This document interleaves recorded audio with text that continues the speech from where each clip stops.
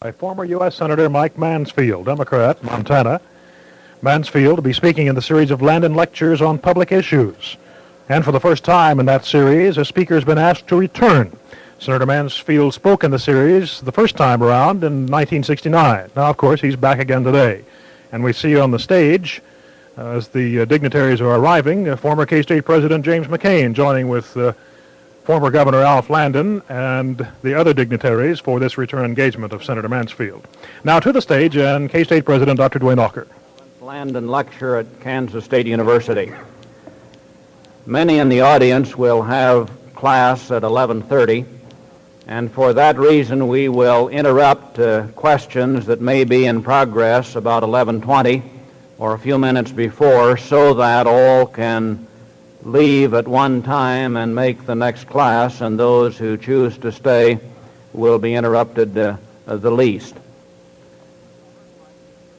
I would first like to introduce our platform guests, in addition to Senator Mansfield, who will be introduced last. On your right, Mr. Bob Wilson, who is chairman of the Landon Patrons, and please hold your applause if you would, please. Mr. Terry Matlack, who is president of the student body here at Kansas State University. On your far left, Dr. Barry Flinchbaugh, who is chairman of the Landon Lecture Series. Governor Alf Landon, for whom this series is named. And your friend and my friend, and a man that I admire very much, and I know you do, the man for whom this building is named, for 25 years president at Kansas State and now Secretary of Human Resources for the state of Kansas, Dr. Jim McCain.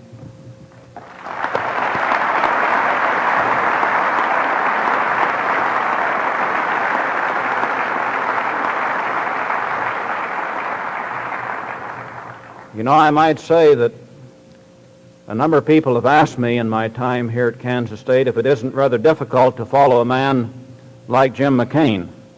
My answer has been, not necessarily. I followed the good kind, and I followed some that aren't so good over the years, and I'll tell you, Jim, it's a lot easier to follow the good kind like you. This morning's lecture is a very special guest here at Kansas State University, the distinguished elder statesman, Senator Mike Mansfield of Montana. Senator Mansfield's trip to our campus to deliver a Landon Lecture is a return trip. In 1969, Senator Mansfield was the 8th Landon Lecture and addressed the topic, A Pacific Perspective. He is the only person asked to return to participate in the Landon Lecture series. Today, we've asked him to again share with us his experience, his knowledge, and his observation of our world and our times. Senator Mansfield offers us a view of our nation and world from a unique vantage point. He retired earlier this year after 34 years representing the state of Montana in Washington, D.C., and after serving 16 years as majority leader in the Senate, longer than any other individual in history. Senator Mansfield has had a number of special assignments over the years. In October of '51, he was appointed by President Truman as a delegate to the United Nations 6th session in Paris. In September of '58, he was appointed by President Eisenhower as the U.S. delegate to the 13th General Assembly of the United Nations. And in 1962, November and December, he undertook a foreign policy assignment to West Berlin and Southeast Asia for President Kennedy. In November and December of '65, a similar assignment for President Johnson. And in '69, a foreign policy assignment for President Nixon. He's visited the People's Republic of China 3 times in recent years. Senator Mansfield holds B.A. and M.A. degrees from what is now known as the University of Montana, and he was a professor of Latin American and Far Eastern history there for 10 years before going to Washington, D.C. He is now yet a professor of history on permanent tenure at the University of Montana, 34 years on leave, and they're proud, I know, to tenure. We're proud of those who hold tenure at K-State, and I know the folks at the University of Montana, Senator, are proud of you. While at the University of Montana, Senator Mansfield became a personal friend of Jim McCain, who was then president of the University of Montana. More recently, Senator Mansfield has been asked by President Carter to serve our country again, this time, as you well know, as ambassador to Japan, the nomination made just a short time ago. This morning, Senator Mansfield will address the topic, Best of Times, Worst of Times. Senator, I present to you a fine audience, Kansas State University.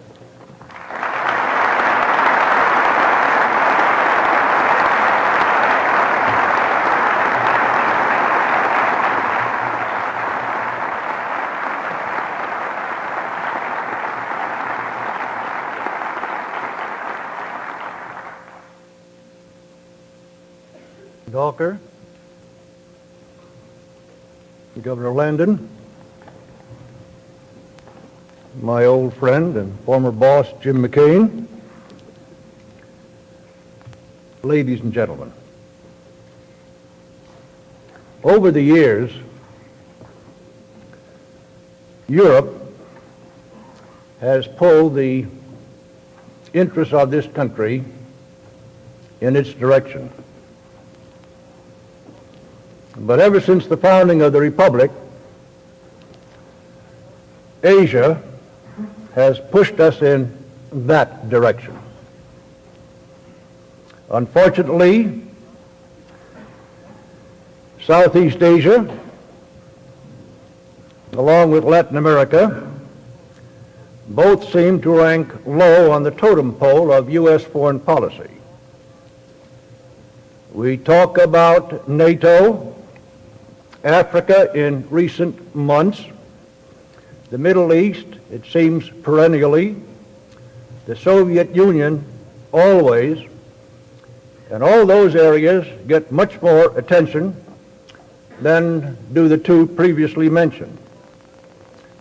But the thrust of our country has always been westward, even before the Revolution.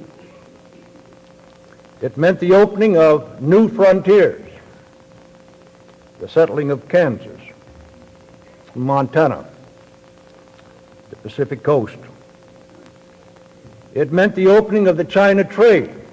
When George Washington was inaugurated as the first president of this republic, there were 13 American clippers in the harbor of Canton. It meant Commodore Perry in the last century, opening up the isolated empire of Japan, which until that time had been by and large for several centuries under the control of the shogunates. It meant Dewey and the Spanish-American War, our interest in the Philippines, an interest which exists even to this day because it, along with Japan, form the westernmost defenses insofar as the security of this country is concerned. It meant statehood for Hawaii and Alaska, both westward. It meant the acquisition of the trust territory at the end of the Second War. It meant Korea, and it meant Vietnam, Laos, Cambodia, and it meant war, tragically. It also marked the beginning of the opening of the door between the People's Republic of China and the United States.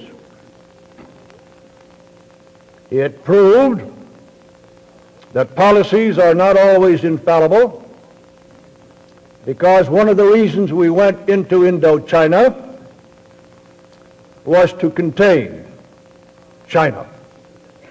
And now the wheel has turned. On April the 10th, 1975, 2 years and 2 days ago, in an address to a joint session, President Ford asked the Congress to approve $1 billion in military and economic aid for South Vietnam. The next day, American embassy personnel were evacuated from Phnom Penh. The end of an era was at hand. By the last of that month, it was all over, less than 2 years ago. In Saigon and Phnom Penh, the governments of Generals Tu and Lon Nol were out and new governments were in. Thus ended the final chapter in a disastrous and tragic policy to contain a non-aggressive China. Where do we stand in Asia 2 years later? What lessons have we learned from this attempt to interfere in vast lands and peoples halfway around the globe? It is time to take stock. Since President Nixon's visit to Peking in 1972, the winds of change have blown throughout Asia. After more than 2 decades of hostility and confrontation, the United States and China began the journey to normalization of relations, a journey still far from completed. At last, our nation's policy is now grounded on the fact that the United States is not an Asian power, but a Pacific power. The difference is more than semantic. It is the difference between a sensible acceptance of the realities of Asia and the dangerous illusions of military omnipotence. What takes place in that vast region is of concern to Americans, but concern and control are quite different matters. Simply stated, America's principal long-range interests in the Far East are to avoid domination of the region by any single power, to maintain friendly relations with China, Japan, and other nations, and to lessen tensions which could trigger either a local or a great power conflict in the area. Let us first look at the People's Republic of China, the home for 1/4 of the people on this globe. President Nixon's journey was only the first step on the path to normalization of relations with China. The Shanghai Communique was not a document of flesh and blood. It was a skeleton to which the sinews were to be added by both countries. In the 5 years since that document was issued, some flesh has been added in the form of trade, cultural, educational, and scientific exchanges and visits to China by government officials, including members of Congress. One is there at the present time. But the basic myth of the old China policy, the obstacle to normalization of relations with the People's Republic of China, remains. The United States officially still treats the government of Taiwan as the government of China. The pertinent provisions of the Shanghai Communique, to which President Nixon and Premier Zhou Enlai both affixed their signatures in February 1972, reads as follows. The United States acknowledges that all Chinese on either side of the Taiwan Strait maintain there is but one China and that Taiwan is part of China. The United States government does not challenge that position. It reaffirms its interest in a peaceful settlement of the Taiwan question by the Chinese themselves. With this prospect in mind, it affirms the ultimate objective of the withdrawal of all U.S. forces and military installations from Taiwan.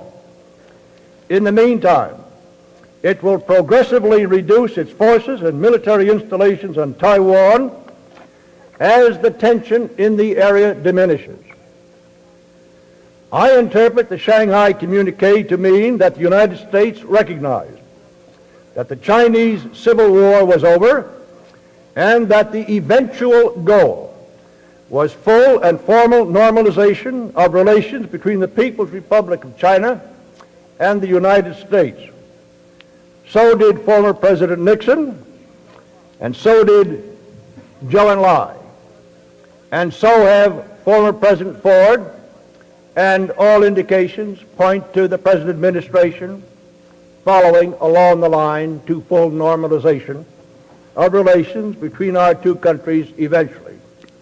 A decision which incidentally cannot be made by the Congress, but under the Constitution is the sole prerogative of the President of the United States, whomever he may be.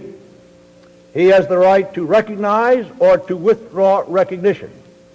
And recognition does not mean, under the Cranston Resolution, which passed the Senate unanimously in 1971, that it approves the form of government which is in existence and to which recognition has been extended. President Ford said in Honolulu on December the 7th, 1975, that on his recent visit to China, he, quote, reaffirmed the determination of the United States to complete the normalization of relations with the People's Republic of China on the basis of the Shanghai Communique, unquote.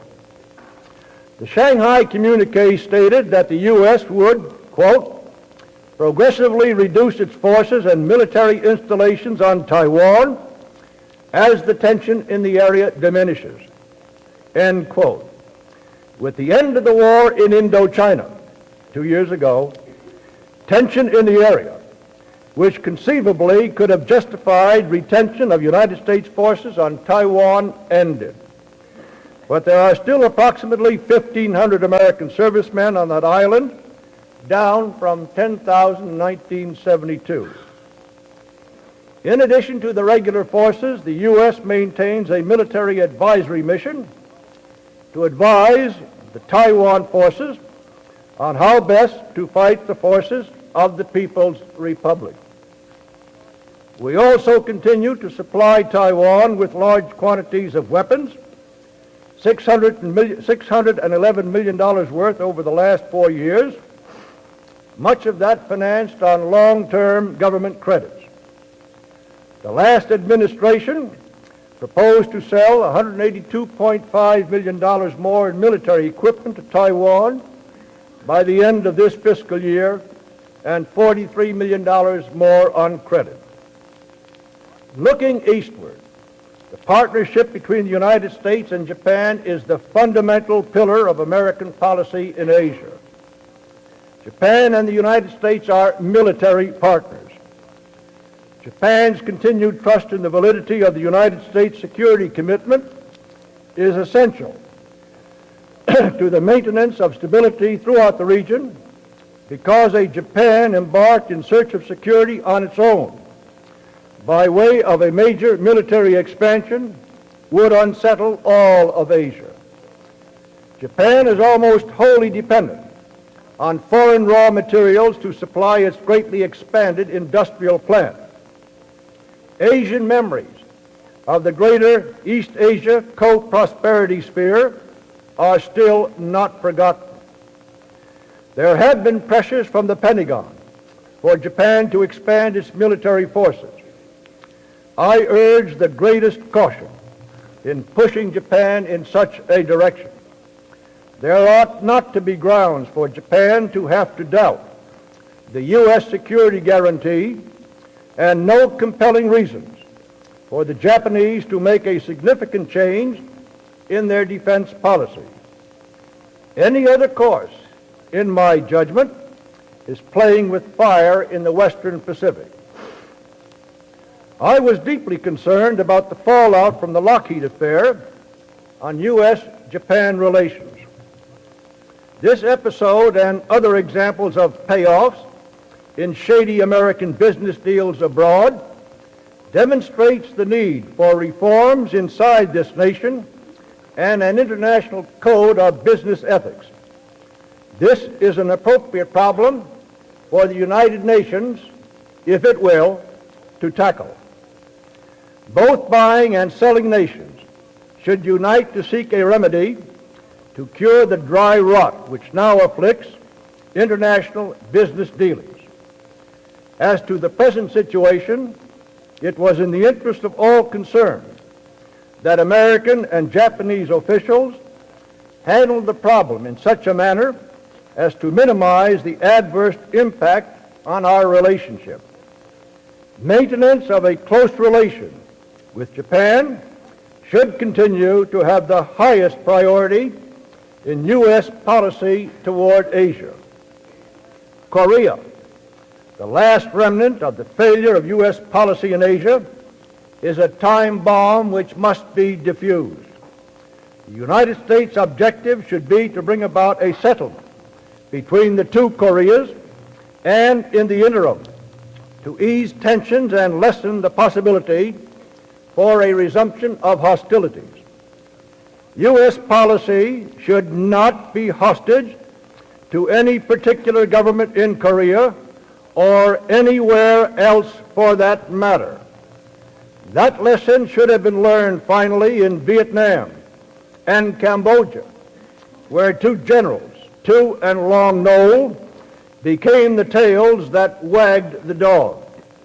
Are we to suffer the same experience in South Korea? Nearly a quarter of a century after the end of the Korean War, over 40,000 U.S. troops remain in Korea at a cost to the taxpayers of $580 million annually. Many are on the DMZ line in positions which would automatically thrust the United States into the thick of the fighting should hostilities between North and South break out again. Indeed, they are there for precisely that purpose as a tripwire. U.S. nuclear weapons are also stored in South Korea, according to former Secretary of Defense Schlesinger, adding to the dangers of the situation. Our forces in this last bastion on the Asian mainland should be reduced, as President Carter has advocated, has promised, and has told Prime Minister Fukuda, should be reduced over a period of time, and all nuclear weapons, in my opinion, should be removed. In the meantime, the U.S. should re-examine the tripwire concept at the DMZ. It may be that a more appropriate approach might be to seek to negotiate an even wider demilitarized zone. The United States must do more than it has in the past to break the impasse in Korea. We should have learned from the long and costly efforts to contain the People's Republic of China that quarantine is a reaction, not a substitute for foreign policy which seeks to solve a problem. It is in the interest of the Korean people, North and South, for the United States and world peace, that contact be made between the two Koreas to help to minimize the risk of military clash and to facilitate an accommodation between North and South. In Southeast Asia, the foremost task for U.S. policy remains to recognize the realities in Indochina. The last administration's policy of opposition to trade and commercial relations with Vietnam or Cambodia and the failure to send an ambassador to Laos has something in it of the ostrich complex. The fact is that just as China was not ours to lose in 1949, neither was Indochina a quarter of a century later. That was not the tragedy for us. The tragedy was that the war was allowed to begin and to continue so long, and that so many lives were so needlessly lost. Although the shooting war is over, economic warfare continues as a cornerstone of U.S. policy. There is no way that a unilateral U.S. trade embargo against Vietnam or Cambodia can be effective in a competitive world. Containment is not a policy. It is only a petulant reaction. It is time that the United States act toward the governments of Indochina which have regained their independence in a spirit which seeks to heal the wounds of war. Like it or not, a unified Vietnam will be a major source of strength and a major force in Southeast Asia. It is in our long-range interest to accommodate to this fact and make the best out of the new situation. I share the desire of all Americans to learn whatever can be learned of the missing inaction in Indochina. But we can hardly expect to do so by refusing to have anything to do with the new governments of Laos, Cambodia, and Vietnam. The most effective way to obtain information about the MIAs, I should think, is through face-to-face, on-the-spot official dealings as the Indochina mission, headed by Leonard Woodcock, the President of the United Auto Workers of America, attempted to do last month. That is not likely overall without normalization of diplomatic and other relations. The administration has decided to open talks with Vietnam on the range of issues between us. The talks to take place, I believe, in Paris either this month or next, and that is a step in the right direction. In Thailand, the United States faces a delicate situation. The question of continued military presence had become a major issue in internal politics, a further manifestation of the forces of nationalism at work in Southeast Asia. All United States forces, except for a small military assistance group, have now left the country, thus bringing to a close an attempt to maintain a second military toehold on the Asian mainland. The action taken by the Thai government before the last military coup d'etat is both in its interest and in the interest of the American people. The closing of the U.S. bases may help to improve the prospects for an easing of tensions between Thailand and Vietnam, an arrangement much to be desired. What the present Thai government will do still remains to be seen. A smoldering insurgency in the Northeast, a genuine fear of Vietnam's intentions, and the continued existence of the SEATO Treaty commitment to Thailand, the only country to which the treaty has practical application, all add up to a sensitive and volatile situation for the United States in that country. Elsewhere in Southeast Asia, there are no major policy problems. Burma continues to go its own way, and its government has no desire to open its doors to large-scale foreign economic intervention by the United States or any other country. There is in Burma, however, a danger that overzealous and costly pursuit of poppies may result not so much in the lessening of the supply of dangerous drugs, but in involving this nation in Burma's internal affairs and the continued fight of the government against various insurgencies. A close rein should be kept on anti-narcotics activities both there and elsewhere in the region. In the Philippines, the outstanding problem concerns the terms for continued use of the military bases at Clark and Subic Bay, both necessary, in my opinion, as our outer line of defense in the Pacific. Appropriate recognition of Philippine sovereignty is the issue here. Negotiations to meet this issue have begun between the two countries. I believe that a mutually satisfactory agreement can be reached, given the fact that we want to stay and the Philippine government wants us to stay. U.S.-Indonesian relations are relatively trouble-free. But this land of 140 million people has a growing gap between rich and poor, which vast amounts of foreign aid, new oil revenues, and outside investments seem only to have accentuated. In both the Philippines and Indonesia, the debacle in Indochina, coupled with the change in U.S. policy toward China, has stimulated new interest in regional cooperation and a reappraisal of basic international relationships. As new relationships evolve in Southeast Asia, a new spirit of self-reliance and regional cooperation is emerging. It is in our own interest to encourage and to accommodate to this new spirit. One of the most promising developments is the growth of the Association of Southeast Asian Nations, Asean, comprised of Thailand, Indonesia, the Philippines, Malaysia, and Singapore. This genuinely local arrangement is showing much promise. Although the recent meetings of the heads of state did not produce any startling agreements, it did reaffirm a mutual desire to explore and to develop common regional interests, expanding its membership to include Burma and the nations of Indochina.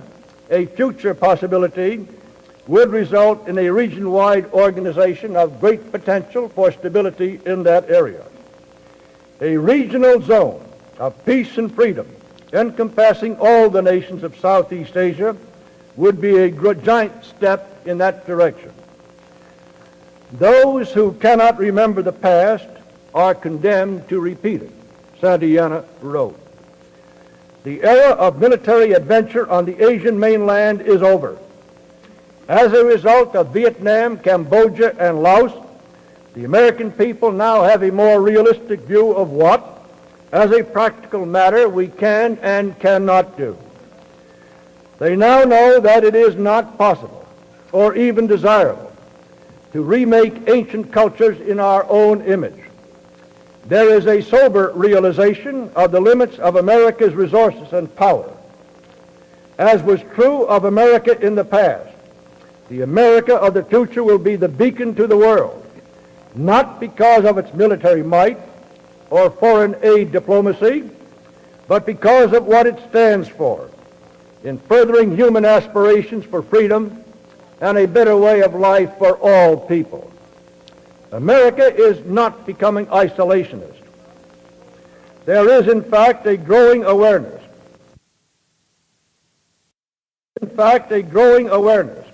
Of the interdependence of the world and the need to tackle common problems on a multilateral basis. As UN Secretary General Kurt Waldheim put it in a recent speech, people are not turning away from ideas of world interdependence. What they are turning away from are outmoded and unworkable ways of trying to deal with the world. I would say that today, the United States' position in Asia is more favorable than it has been since the end of World War II. We enjoy good relations, except for North Korea and those in Indochina, which until recently we ignored by choice. Both we and the nations of the region have a better understanding of what it takes to live in peace in a diverse world. There is no war. American troops, except in South Korea, are coming home from the Asian mainland, and the economic burden of our overseas political involvement is lessening. There is an agenda of unfinished business, to be sure, but the problems are manageable. What is needed is a will to clear away the remaining relics of outdated policies and to face up to the present and the future and to learn from the past. And speaking of the past, during the 34 years that I have been in the Congress, it is to be noted that World War II was ended, that this country joined the UN, that the Marshall Plan was inaugurated, the greatest reconstruction effort the world has ever known and the most productive, that we became a member of NATO and signed a treaty which I think is the most significant in our history. We grossly emphasized dollar diplomacy and the use of military pacts and power as a substitute for sound progressive policies. We tried to contain China in response to the emotional but false issue of who lost China.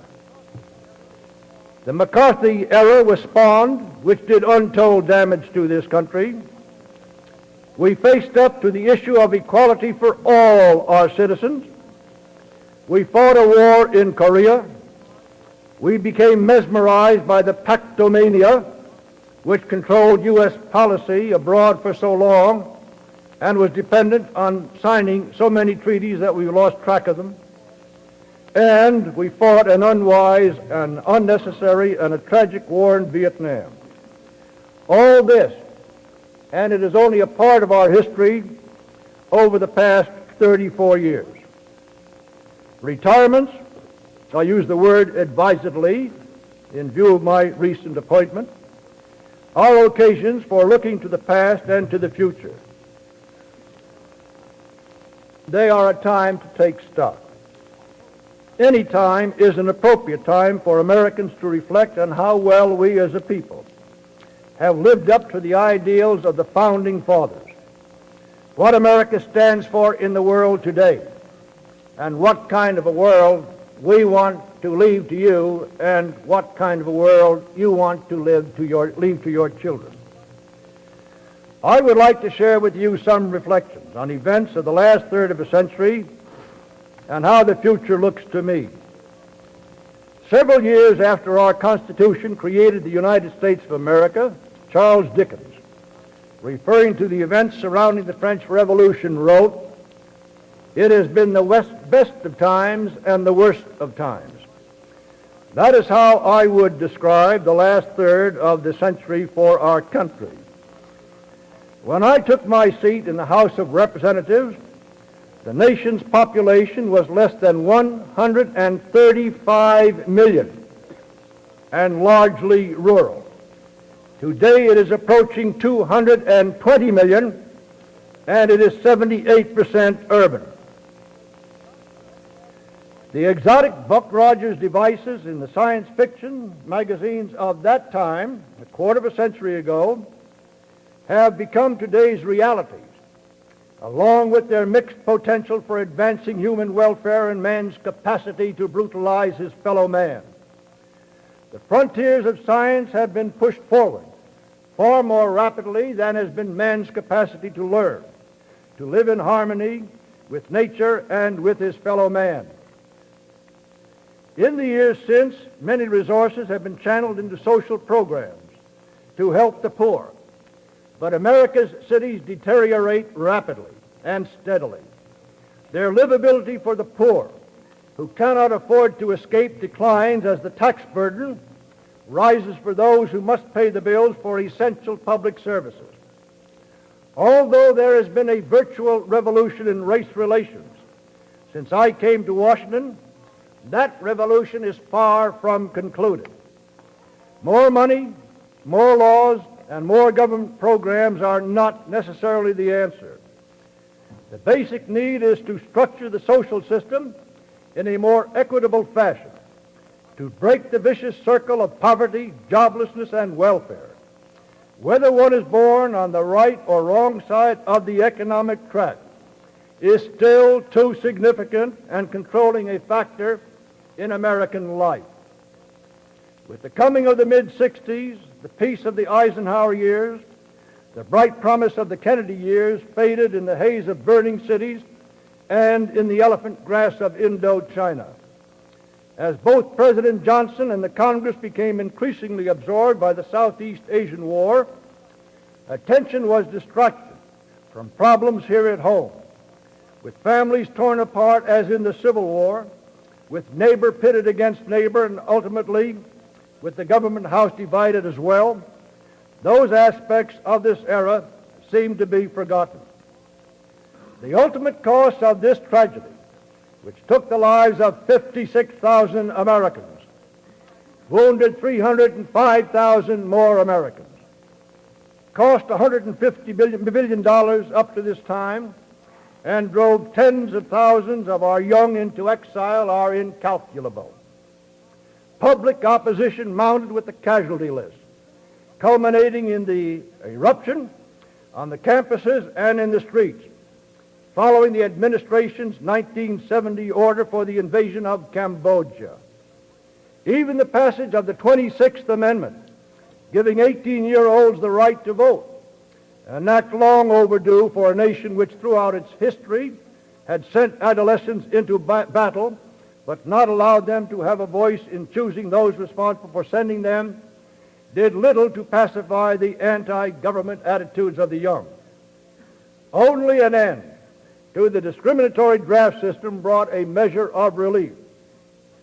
However, there are pluses in our constitutional system from this sad chapter in our history.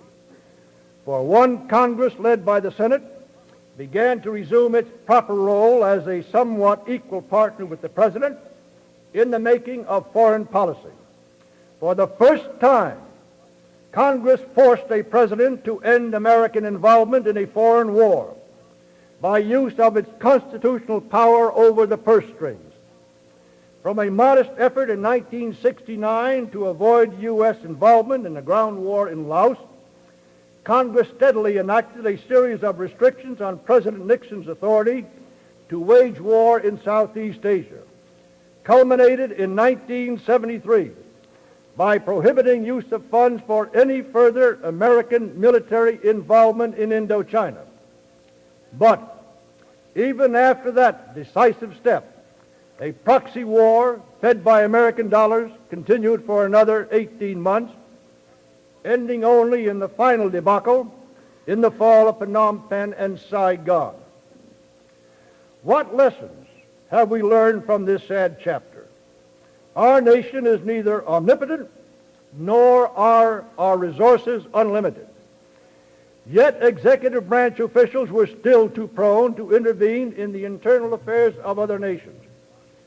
Only 6 months after the final end of the Indochina War, executive branch officials urged that the United States become more deeply involved in a civil war in Angola, a situation where no vital American interests were even remotely involved. Congress, fresh from ending American involvement in a civil war in Asia, refused to allow America to become involved in Africa and wisely prohibited funds for the administration's proposal. The American people, more than Washington officials, have a new and realistic awareness of the limits of America's power to influence and shape events in far-off lands. As Vietnam, Cambodia, and Laos symbolized an unprecedented failure of American policy abroad, Watergate symbolized an unprecedented threat to our constitutional system here at home. Initially, the burglary of the Watergate apartment complex excited little public interest. Its impact on the 1972 presidential election campaign was negligible. But several months later, as Americans opened their arms to returning America POWs following the January 73 Vietnam ceasefire agreement, the true dimensions of Watergate began to unfold. The trauma of an unpopular war in Indochina was succeeded by a threat of a different but more frightening kind, which compounded growing deep public skepticism about the American political process. There came a period of hammer blows to the American political system. 1. Disclosures of a vast pattern of political chicanery and law-breaking by high government officials. 2. The resignation of a vice president, which enabled him to avoid criminal prosecution. 3. The resignation of a president, which enabled him to avoid the impeachment process. 4.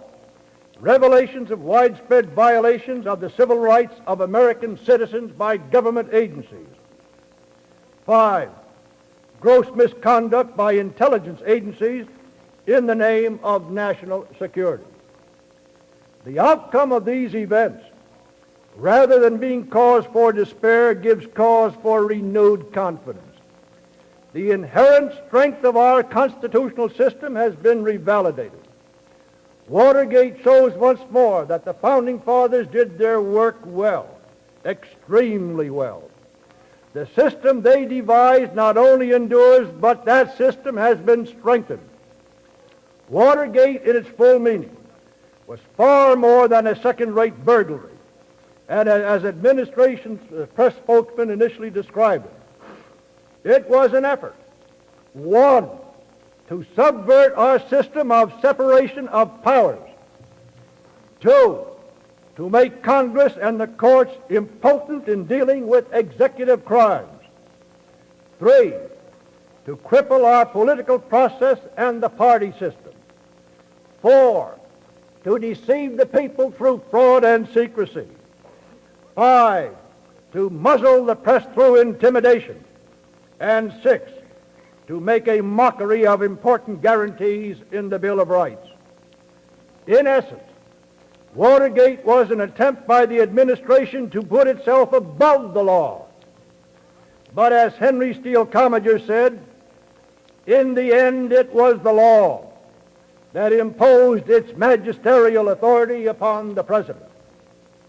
Americans can take pride in how the legislative and judicial branches responded to the chief executive's disregard for the rule of law and his attempt to undermine the Constitution. It was the Senate that perceived in late '72 the full constitutional significance of the actions that came to be known as the Watergate dirty tricks. It was the Senate which took the initiative through the Irvin Committee investigation to bring under the public spotlight the national wrongs symbolized by Watergate. It was the Senate which insisted on setting up a special prosecutor for investigating and pursuing the Watergate crimes, knowing full well that the Justice Department could not be relied upon to do the job.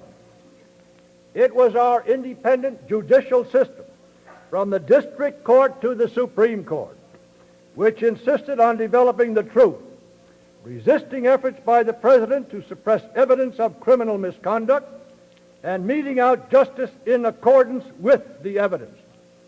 It was the Congress, in this instance the House of Representatives, which started the constitutional process to determine a president's guilt for high crimes and misdemeanors, a process thwarted only by resignation.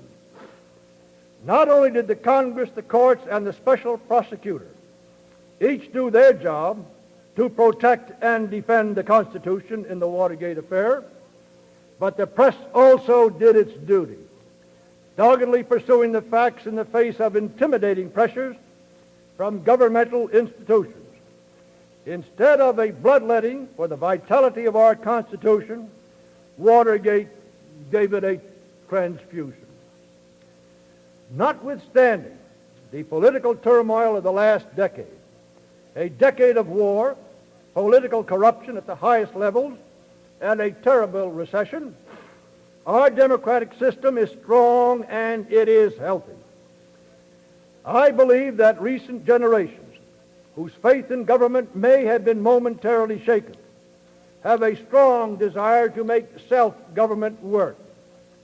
At every level of government, from Congress to City Hall, individuals and public interest groups are making an impact on the decision-making process as never before.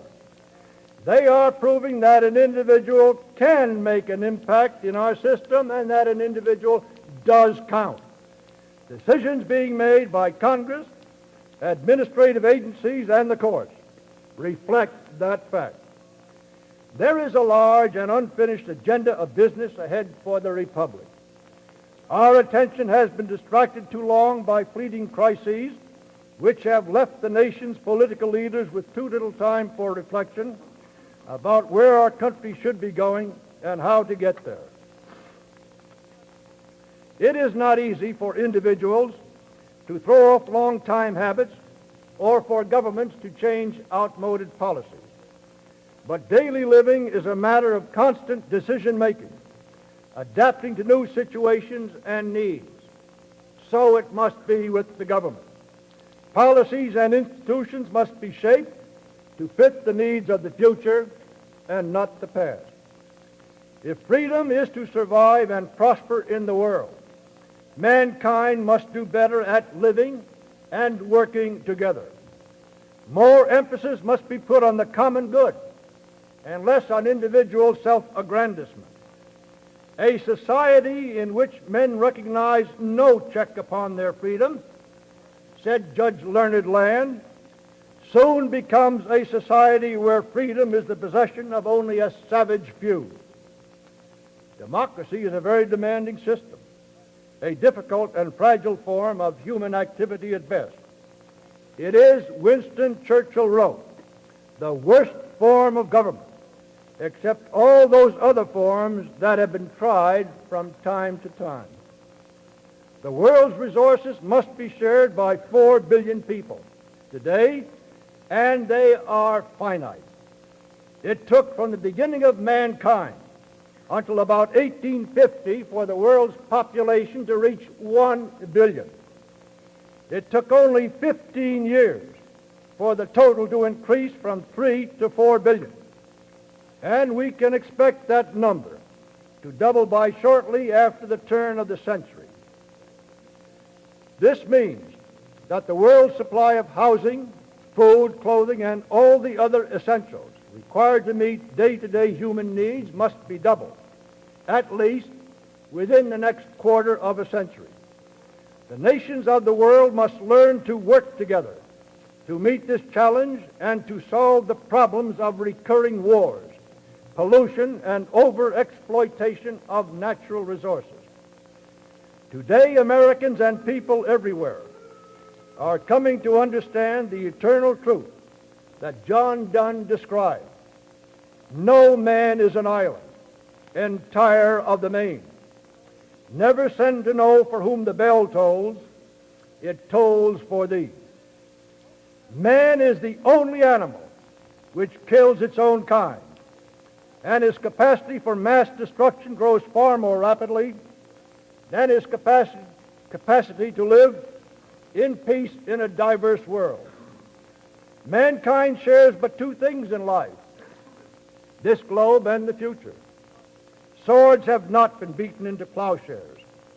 World tensions have lessened, it is true, but the growth of nuclear arsenals and man's capacity to destroy all life on earth continues apace. The nation's founding fathers were men of vision and courage. They dared to dream the impossible dream, and as a result gave birth to a government which has ever since become a beacon of hope for mankind. We have not yet attained perfection in the goals set for our Union. The purpose of the government they, the founding fathers, established was not to create utopia, but to engage in a continuing quest for a balance between liberty and social justice, as life itself is a constant search for meaning. The responsibility for continuation of that quest rests with each individual, because each of us is a custodian of our individual liberties and ultimately the fate of civilization. After a third of a century of observing the response of the American people to challenge, I look to the future not with despair, but with confidence. The torch of history passes on. How it is used will determine ours and the world's future. May you of the younger generations profit from our mistakes and those which in the course of human events you will make. My fervent prayer is that you will do better than we have done. I think you will learn from the past, face up to the reality of the present, and confront the future with faith in our country and confidence in yourselves. I wish you well. You've been listening to an address by former Senator Mike Mansfield, Democrat of Montana, speaking in the series of Landon Lectures on public issues. Senator Mansfield in the process now of receiving a standing ovation from the crowd gathered here in McCain Auditorium to hear his lecture this morning. As we mentioned on the opening, this is the second time around for Senator Mansfield, the first time in the history of the Landon Lecture series that a speaker has been asked back for the second time. This program has come to you live from McCain Auditorium on the campus of Kansas State University. Technical supervision by Del Staub. This is Ralph Titus, and this is the K-State Radio Network.